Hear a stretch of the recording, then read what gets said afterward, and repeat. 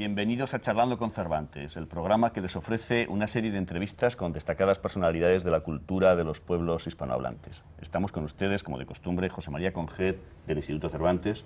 Y Raquel Chan Rodríguez, del City College y el Centro de Graduados de la Universidad de la Ciudad de Nueva York. Hoy le damos la bienvenida a nuestro programa a Víctor Erice, cineasta español que está aquí con ocasión del Festival del Cine en Lincoln Center. Bienvenido, Víctor, a nuestro programa. Y quería hacerte la primera pregunta de este diálogo que vamos a tener contigo sobre El espíritu de la colmena, que en efecto es una película que ha tenido tanto impacto y tanta resonancia en el mundo hispánico. Y quería hablar específicamente sobre esa niña que a través de cuyos ojos vemos este mundo enigmático y nos quedamos un poco hechizados, y sobre la actriz de Ana Torrent, ¿no?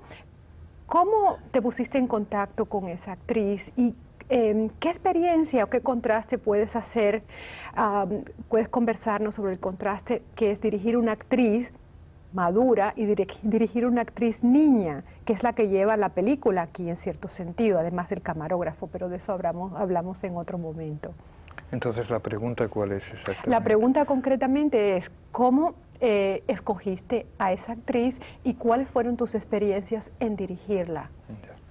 Bueno, la primera consideración que hay que hacer es que no es una actriz, ¿no? Ya que era simplemente una niña que tenía en el año 73, que es la fecha en que se hizo la película, 6 años y medio, creo recordar. Entonces no hay actrices de 6 años y medio. Hacemos el Shirley Temple. Sí. Entonces simplemente empecé a buscar intérpretes y la encontré en un colegio. Visitaba los colegios de Madrid y el primer colegio al que llegué fue el colegio en que estudiaba Ana Torrent.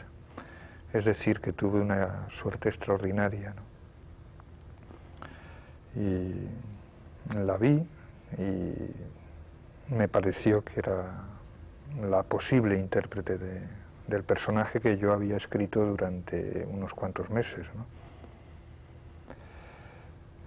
Fue así como la conocí y como la incorporé a la película y luego el trabajo evidentemente es muy distinto, trabajar con un actor en general profesional que trabajar con un intérprete que no sea profesional. Y más aún si el intérprete es un niño, ¿no? Hay diferencias sustantivas, ¿no? Por ejemplo. Bueno, la diferencia más sustantiva procede de un hecho. El actor profesional es alguien en posesión de una técnica, es alguien que tiene una formación específica, un oficio, un métier, como dicen los franceses, y la persona, porque no hay que hablar de intérpretes, la persona, sea niño o adulto, pero que en absoluto es un intérprete profesional, carece en principio de esa técnica, de ese oficio, pero a cambio tiene una cualidad que a mí me parece primordial. ¿Cuál es? Pues sencillamente que en vez de representar, que es lo que tiende a hacer el actor por su propia naturaleza de actor, el intérprete natural, y no digamos el niño, es una diferencia entre el ser y el representar. Muy bien, yo me voy a ir mucho más atrás que el espíritu de la colmena. Mis dos primeras preguntas van a referirse un poco a tu prehistoria como director de cine. Tú procedes de la Escuela Oficial de Cinematografía. Sí. Además, trabajabas haciendo críticas, reseñas y artículos en revistas de cine, sobre todo en una revista que era un poco mítica para la gente de mi generación. La revista que defendía el cine europeo frente a Fin Ideal, que defendía el cine americano. Sin embargo, tú eres un hombre... No era exactamente, bueno, yo creo que esa es la simplificación, Europa, ¿no? Sí. Yo pienso que mi generación es una generación que ha acudido por primera vez al cine cuando la televisión no existía. Sí. Y es un hecho fundamental, un rasgo fundamental. Es decir, acceder por primera vez a la contemplación de una película no en el marco de la televisión, que es lo que hace el niño de hoy, es decir, ve las primeras imágenes cinematográficas en esa pequeña pantalla que es el televisor, y además en el ámbito doméstico, es decir, en el de la privacidad, en el ámbito de lo cotidiano. Nuestra experiencia era radicalmente distinta, completamente distinta. Era acudir a una sala de cine, por tanto, escapar del ámbito de lo cotidiano, que incluía a la familia, entre otras cosas, y tener una experiencia que tenía mucho de aventura personal. Yo creo que son dos experiencias vitales completamente distintas. Este rasgo era común a la gente de mi generación, independientemente de lo que luego, como adultos, hemos defendido en cuanto a gustos. Pero la cuestión del gusto es una cuestión que pertenece ya más al dominio del adulto que del niño. Y entonces, aunque probablemente a veces enfrentados en distintas posturas respecto al cine, había algo que nos unía por debajo más allá del hecho de la literatura, que era que nuestra experiencia era común. Es esta experiencia que he definido. Y porque en España no creo que haya habido tantos directores de cine que hayan empezado como críticos, ahora hay alguno más. En Francia sí, la Nouvelle Vague empezó en Cahiers de Cinema. En Estados Unidos muy pocos. Bogdanovich, Malick han ejercido como críticos de cine. ¿Tú crees que de alguna forma el haberte sentado a ver una película para escribir sobre ella después ha influido luego en tu visión del cine o la posibilidad de teorizar sobre él? Yo creo que sí, que claro que ha influido, pero no es más que una etapa del desarrollo o del aprendizaje, de ese largo aprendizaje que es el cine. Yo creo que todavía sigo aprendiendo, ¿no? Es decir, pero es un periodo de una experiencia que tiene su origen en la infancia, en mi caso, en una primera infancia, que luego cuando se llega a la adolescencia, ese núcleo de experiencias un poco legendarias que se tienen en la infancia adquieren una proyección distinta, que es la búsqueda de una identidad. O sea, el adolescente, nutrido por la experiencia de la infancia, y donde el cine ha tenido una dimensión fundamental, como es mi caso, a la llegada de la adolescencia, que es una etapa de búsqueda de la identidad, se acerca al cine desde otra dimensión. ¿Qué dimensión es esta? Aquella que, pues a través de ciertas elecciones que ya empiezan a tener un cierto carácter intelectual, en mi caso, pues le incorporan un elemento nuevo. ¿Qué elemento es este? La reflexión. Creo que lo que caracteriza al cineasta moderno, al cineasta contemporáneo, es este aspecto al que me refiero, el de entender también el cine como una experiencia vital, pero también como una experiencia donde la reflexión es muy importante. Que esto haya sucedido así a partir de los años aproximadamente 50, quiere decir que el cine ya en esa época era un lenguaje adulto, que superada su primera etapa extraordinaria, ¿no? la etapa de la formación del lenguaje, etcétera, etcétera, como en toda evolución hay un momento en que incorpora la dimensión crítica. Se escriba o no crítica cinematográfica, esto es otro aspecto, ¿no? Y en mi caso yo no fui verdaderamente un crítico, ni profesional, ni siquiera aficionado. Simplemente movido por lo que las películas despertaban en mí a partir de los 16, 17 años, yo sentí la necesidad de establecer un diálogo con ellas que pasaba por la mediación de la escritura. Y recuerdo que el primer texto que yo escribí no lo hice a instancias de ninguna revista existente, sino simplemente, y ahí atravesé un cierto umbral, experimenté la necesidad de poner por escrito, de formalizar las impresiones de todo orden que una película me había suscitado. Esta película, yo tenía entonces, creo recordar, 18 años, era Les 400 coups, los 400 golpes de François Truffaut. Y luego, posteriormente, ese pequeño texto, yo estaba entonces en la universidad en Madrid, en la facultad, un amigo que escribía en una revista de la facultad me dijo, ¿por qué no lo publicas? Y de esa manera me acerqué al cine a través también de la escritura, pero nunca con una voluntad de ser crítico, sino de incorporar un elemento de reflexión, ¿no? Que me acompaña todavía, porque todavía sigo escribiendo, ¿no? Sí. Sí. Bueno, hablando de elementos de reflexión, tu última película, El sol en el membrillo, del membrillo. Ahí vi los dos títulos en el material que he leído en él y de él. Gracias por la corrección. Está hecha, es una meditación, es una reflexión justamente en cierto sentido de lo que has estado hablando sobre la relación entre las artes, no necesariamente las artes plásticas, las artes, la literatura y la cinematografía.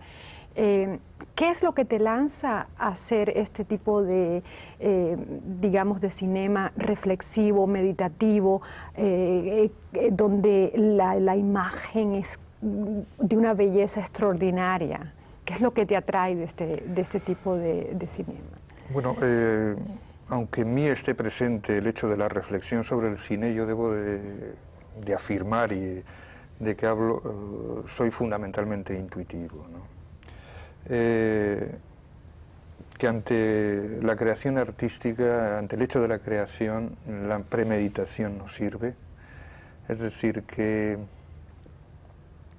puede ayudar, pero es a posteriori, porque si no, la experiencia artística quedaría, a mi modo de ver, disecada de antemano. O sea, yo creo muy poco en esas estrategias que pasan o que parten de motivaciones estrictamente intelectuales, no. El arte en general trata de movilizar la reflexión, el pensamiento humano, pero partiendo de una emoción. Producir una emoción con imágenes, con sonido o a través de un cuadro, eso pertenece a otro orden de las cosas, a un orden que no es meramente o solo únicamente intelectual. Entonces, lo que yo pretendo casi siempre es ponerme en un estado de disposición, estar muy abierto a las sugerencias que están contenidas en la realidad, en las gentes que me rodean, en el paisaje donde vivo. Es ese estado de receptividad. Fundamentalmente, ¿por qué? Porque para mí el cine ha sido, y lo sigue siendo, un medio de conocimiento de las cosas, de conocimiento del mundo. O sea, trato a través del cine de comprender un poco mejor el mundo donde vivo, a los demás y a mí mismo. Y es un medio de conocimiento. A través de una película trato de descubrir algo que no sé, que no conozco antes de hacerla. Por eso para mí el cine, las películas son en cierto modo una aventura interior, pero una aventura. Pero un medio de conocimiento y un medio de comunicación también. Sin duda. Jean Renoir decía, que es uno de mis maestros, decía, el cine está hecho para tender un puente. ¿A quién? Hacia los demás. Otra cosa es que lleguemos verdaderamente a establecer contacto con ellos, porque el cineasta tiene que atravesar en su trabajo una multitud de aduanas. No tenemos un contacto directo con la gente. Nosotros hacemos las películas, pero luego dependemos de una cadena interminable de intermediarios. Y a veces el hecho de que nuestras películas no lleguen a ponerse en contacto con todas las personas a las que nos gustaría llegar, sin duda que es, en mi caso particular, todo el mundo, sin excepción. O sea, no creo en un cine elitista ni en un arte elitista, es decir, yo en principio,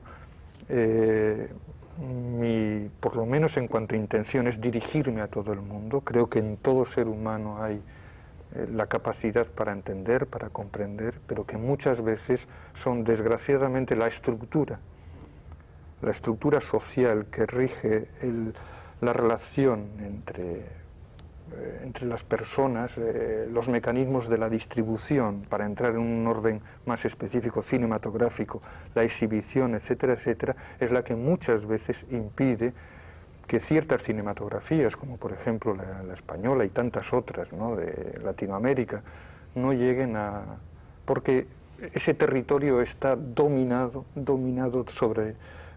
desde instancias de poder absoluto, ¿no?, de control absoluto que cierra muchas veces la expresión de las minorías raciales, de las minorías artísticas, etcétera, etcétera. Pero ese es un gran debate social y político contemporáneo, ¿no?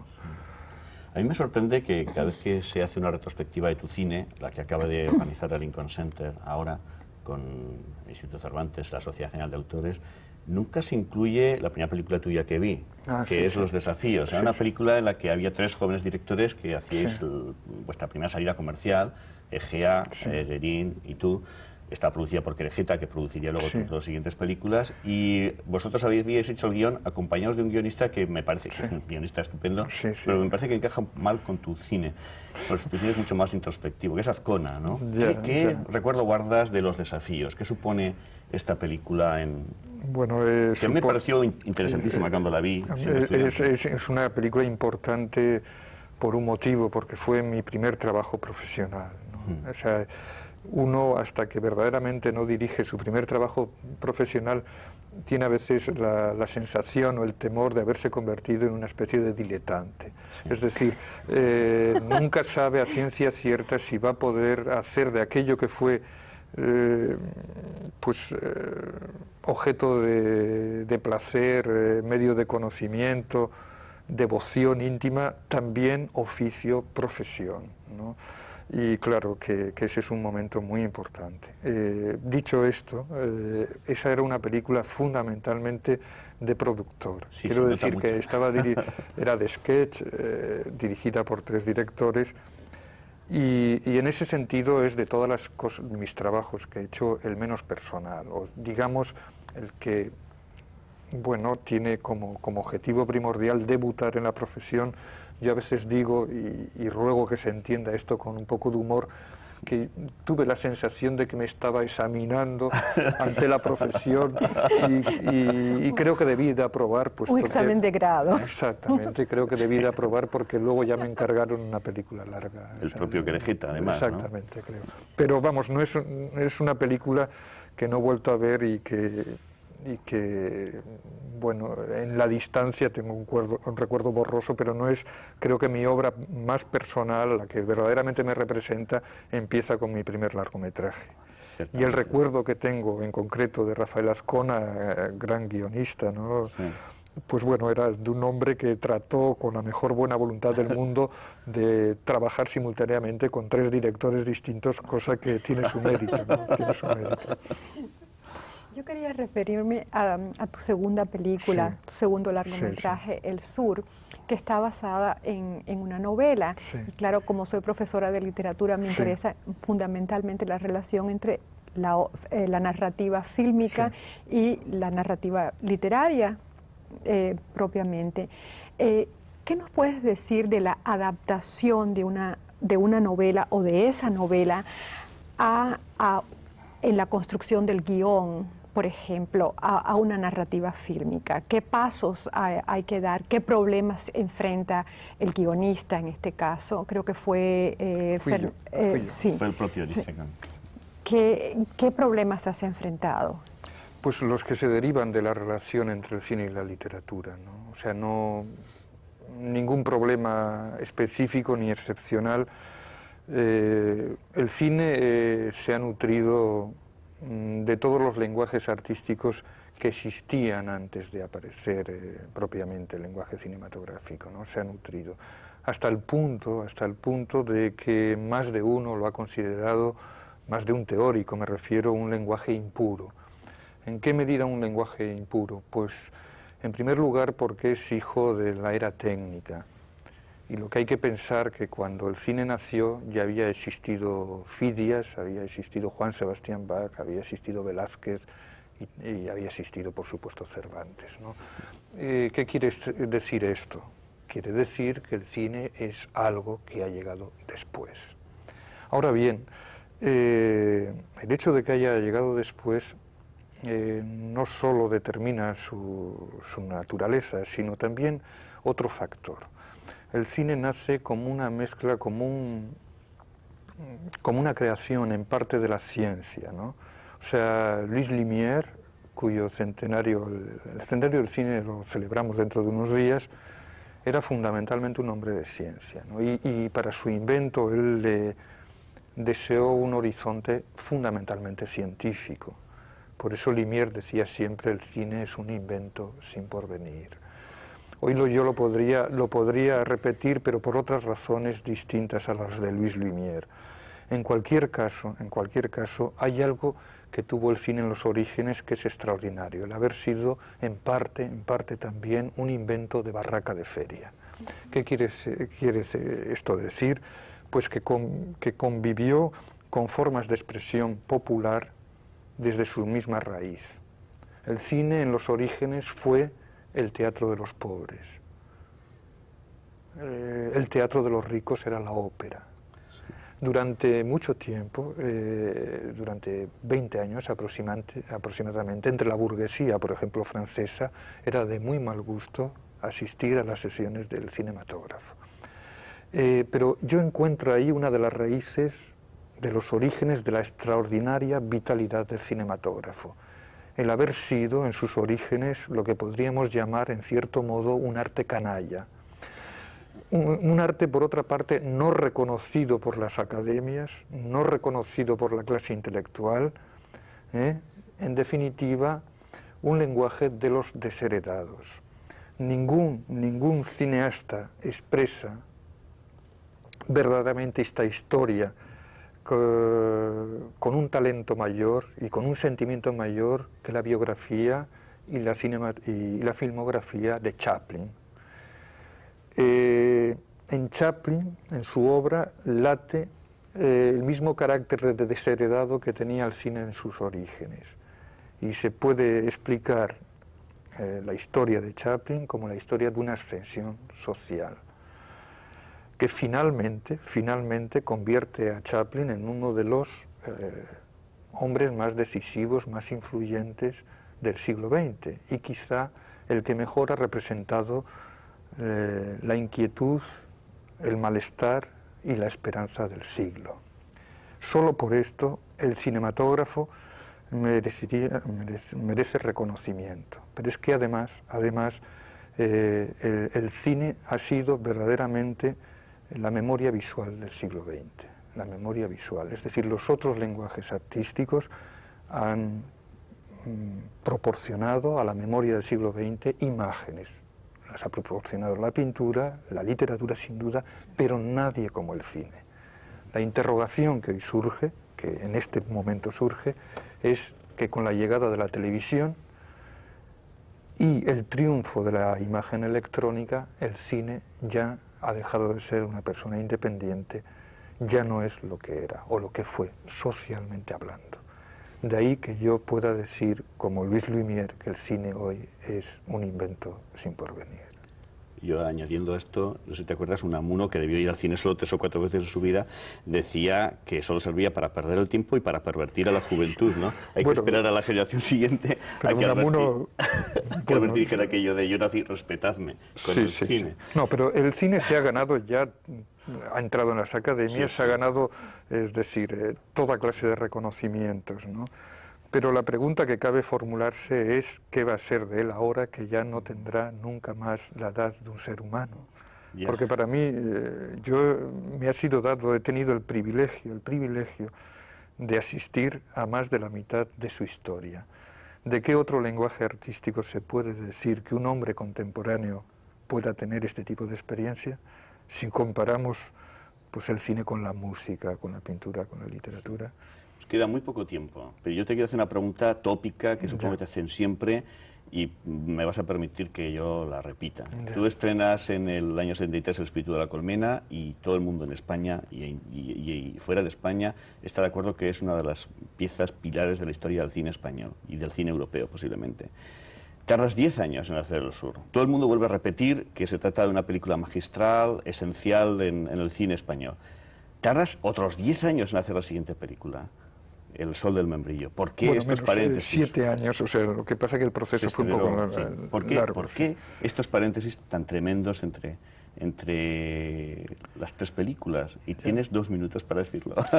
Bueno, yo solamente confirmar que efectivamente es la pregunta que más veces me han hecho a lo largo de mi vida. Ya lo sé que todo el mundo te lo hace, pero como es un programa de difusión, yo la repito. Pues yo creo que como para tantas cosas de la vida no hay una respuesta única, ¿no? O sea, es decir, la realidad, la vida siempre presenta más de una cara, ¿no? Más de una cara. Diría en cualquier caso que no es por una voluntad específica consciente personal. O sea, es decir, yo no me he propuesto introducir esas pausas tan dilatadas entre una película y otra. Es, en cierto modo, fruto del azar. Ahora, el azar en una vida humana se teje en parte por decisiones personales, pero también por las decisiones de los otros, ¿no? Entonces ahí no sabría decirlo, de hecho es así y bueno, no hay que darle quizá demasiadas vueltas. Lo único que sí puedo afirmar es que yo no vivo esta historia con autocomplacencia, sino incluso con cierto grado de conflicto.